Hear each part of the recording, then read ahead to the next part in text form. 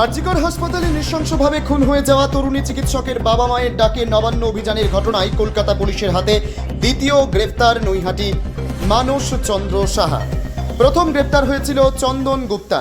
এ বিষয়ে ব্যারাকপুরের প্রাক্তন সাংসদ অর্জুন সিং বলেন, পশ্চিমবাংলার সরকার ভয় পেয়ে সাধারণ মানুষকে হেনস্থা করছে। মানুষবাবু কোনো ঘটনার সাথে যুক্ত ছিলেন না, শুধুমাত্র প্রতিবাদ করতে আন্দোলনে গিয়েছিলেন। সে কারণেই তাকে হেনস্থা করার জন্য গ্রেপ্তার করা হয়েছে। মনোজ বর্মার ব্যারাকপুরের প্রতি একটু বেশি ভালোবাসা রয়েছে, কারণ উনি ব্যারাকপুর পুলিশ কমিশনার ছিলেন। এখন কলকাতা পুলিশে গিয়ে এখন ব্যারাকপুরের প্রতি বদলা নিচ্ছে। মানস সাহা একজন সিনিয়র সিটিজেন, তার মানে বোঝা যাচ্ছে যে পশ্চিমবাংলা সরকার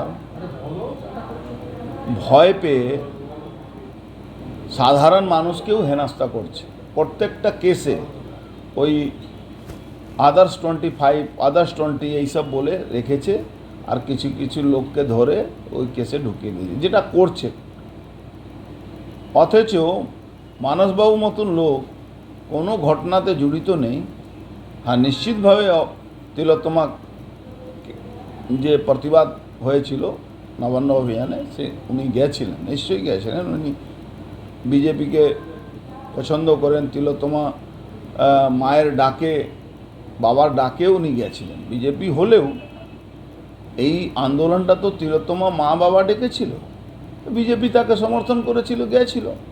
আরও একটা টান আছে আমাদের ব্যারাকপুর শিল্পাঞ্চলের মেয়ে, যেরকম নান্টু ঘোষ আর ওখানে যে চেয়ারম্যান যাকে বানানো হয়েছে তারা জোর করে বডি পুড়িয়ে দিয়েছিল, এটা বহু মানুষ মেনে নিতে পারেনি। সোমনাথ না মেনে নেওয়ার জন্য এই আন্দোলনতে হাজার হাজার মানুষ ব্যারাকপুর থেকে গেছে।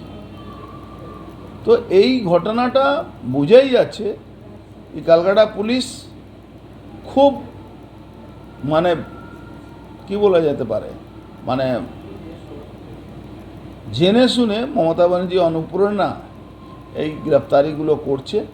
কিন্তু কলকাতা পুলিশ জানে না কি এটা কলকাতা না, এটা ব্যারাকপুর।